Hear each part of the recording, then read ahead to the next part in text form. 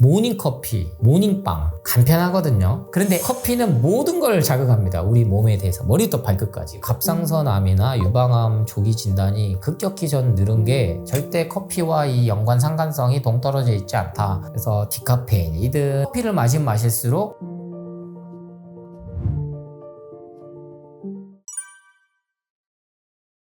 현대사회는 이 타고난 체질은 거의 없다라고 보셔도 무방합니다. 왜? 먹는 게 후천적으로 들어오는 약물들이 그 체질을 다 바꿔버려요. 그러니까 원래 나는 열이 많은 체질이었는데 아이스 아메리카노를 항상 먹었더니 결국에 몸이 차지거든요. 그게 수족냉증이고 여성들은 항상 아랫배가 차고 그렇게 돼버리는 겁니다. 원래 막 열이 많았던 사람도 벌컥벌컥 매마다 찬물 먹고 아이스크림 먹고 얼음 먹어버리니까. 그래서 저는 이제 이 체질이라는 거에서 먼저 여러분이 벗어나야 된다. 이거를 이제 현대과학에서 의학에서는 후성유전학이라고 표현을 하기 시작했는데 유전적인 요인은 10%밖에 안 된다. 나머지 90%는 다 후천적인 거, 먹는 거, 환경적인 요인에 의한 거다. 근데 일상생활에서는 술, 담배, 커피, 탄산도 안 끊고 가공육도 안 끊고 햄버거도 안 끊고 밀가루, 빵, 초콜릿 다 마음껏 먹으면서 거기다 또 약물의 도움을 받으니 문제가 생기는 겁니다. 원래 우리 몸이 요요가 오는 게 아니고 대부분은 우리는 먹지 말아야 될 음식을 많이 먹고 살기 때문에 살이 쪘단 말이에요. 이게 만성염증이라고 얘기하는 거고. 근데 이거를 염증이니까 항산화 성분이 든 건강기능식품이나 영양제 이런 거를 먹으면 살이 빠질 거야 라고 현혹을 시킨다는 거죠. 한 5kg 빠질 수 있어요. 한 달에. 근데 두세 달 뒤에 다시 10kg 찐다는 거죠. 그래서 제가 결국엔 그 방법은 자연으로 돌아가야 된다. 채소과일식으로 돌아가면 완치 비만이 된다라고 책에 이제 자세히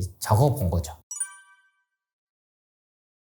모닝커피, 모닝빵 간편하거든요. 그런데 커피는 모든 걸 자극합니다. 우리 몸에 대해서 머리부터 발끝까지. 그러니까 누구는 한 모금 마셔도 괜찮고 누구는 뭐 하루에 10잔 마셔도 괜찮다? 저는 아니라고 생각해요. 왜? 그걸 이겨낸 만큼 쓸데없이 에너지가 쓰인 거예요. 분명히. 술을 먹으면 먹을수록 아니면 커피를 마시면 마실수록 그 사람은 회복 재생에 쓰여야 될 에너지가 그 약물을 해독하고 소화하고 배출하는 데 쓰는 겁니다. 그게 바로 노화로 가는 지름길이거든요. 그러니까 내가 현재 몸이 아프다면 진짜 피곤하다면 아니면은 계속 만성 두통이 있고 변비가 있고 설사가 있고 비염 아토피가 있고 신경통이 있고 관절염이 있다면 저는 커피부터 끊어보셔라. 밀가루부터 끊어라. 이미 뭐 글루텐 프리는 일반 상식에 속하지만 말도 못할 화학 첨가제들이 빵에 많이 들어갑니다. 그래서 식품회사들도 이거를 극복하기 위해서 글루텐 프리부터 해가지고 통밀빵 비싸요. 그래서 저는 진짜 빵을 못 끊으시겠다면 그렇게 통밀빵이라든지 유기농 빵으로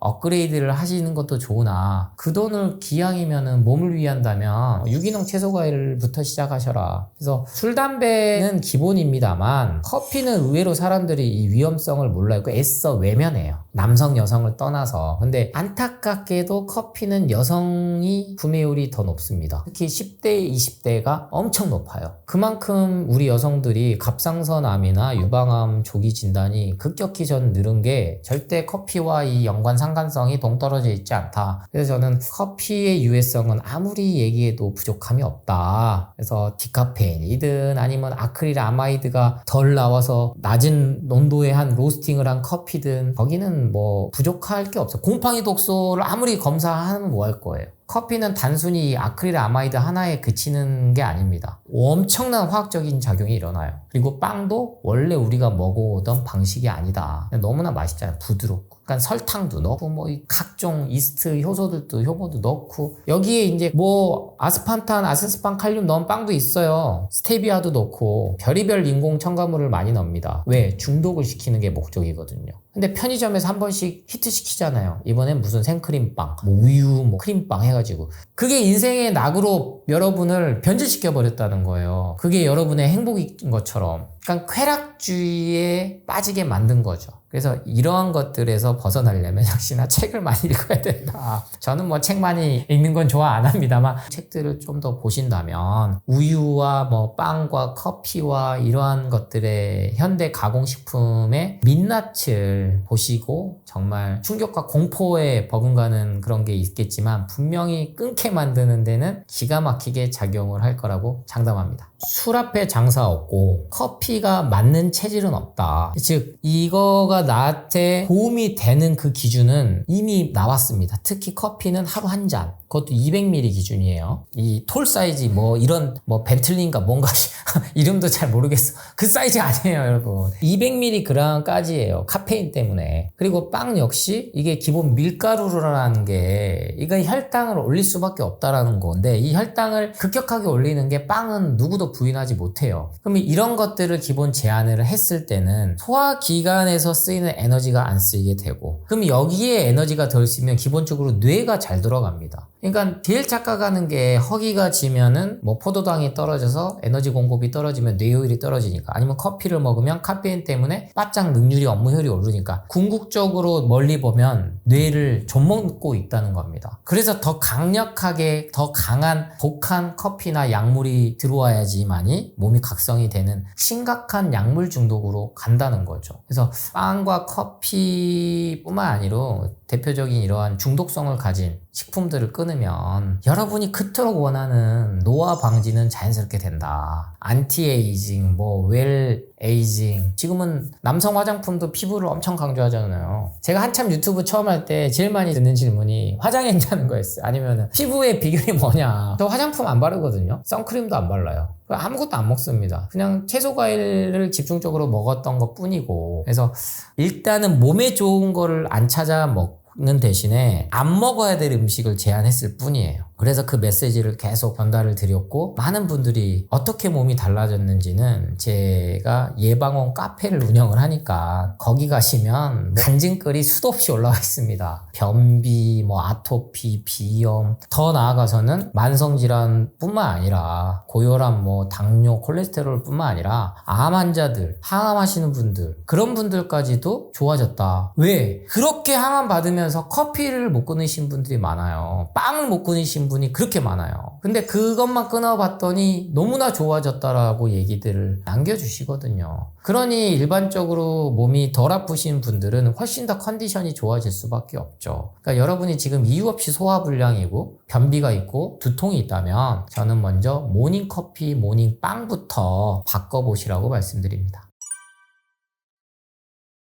마음껏 먹으면서 배불리 먹으면서 다이어트가 되는 방법이 있다. 2주간 10kg 빼실 분들은 하루에 채소 과일 씹어 먹어도 되고 갈아서 먹어도 되고 착즙만 먹어도 되는데, 소화 에너지를 가장 덜 쓰는 게 착즙입니다. 식이섬유는 찌꺼기거든요. 그건 영양분은 없어요. 영양소 자체는 그렇게 높지 않습니다. 그래서 그것조차도 소화 안 하고 대신에 식이섬유가, 불용성 식이섬유가 들어간 게 착즙이에요. 그래서 이 착즙을 만들 때 유기농으로 대신해라. 저는 까주스를 하든 어떤 과일을 넣든 채소 과일을 같이 해서, 그래서 그렇게 2주간 하시면 보통 10kg 빼시려고 하면 지금 아마 70에서 80kg는 간다는 얘기거든요. 적정 내 체중에서 최소 20kg 이상이 오버된 경우가 많아요. 그러면 이렇게 하루에 삼시세끼 대신에 채소 과일 주스로 먹으면 약 1.5리터에서 2리터는 기본으로 드셔야 돼요. 왜냐면 허기질 때마다 드신다는 고 생각하면 되거든요. 분명히 가능합니다. 거기에 대해서 명현현상 아니면 호전반응, 불편한 증상은 감수하셔야죠. 왜? 지금 본인이 뭘 해도 10kg 빼고 싶다면서요. 근데 가장 부작용이 없고 몸에 데미지가 없고 요요 현상이 안 온다. 그건 확실하다. 금식을 하고 단식을 하고 나면 폭식을 하니까 그게 힘들거든요. 그런데 에너지 공급이 계속 되는 겁니다. 채소 과일 이걸로 인해서. 착즙에 대한 그 근거 없는 공격과 이런 유언비어 더 이상 끌려다니지 말고 해보십시오. 그래서 제 완치 시리즈의 키워드는 바로 해봤습니다.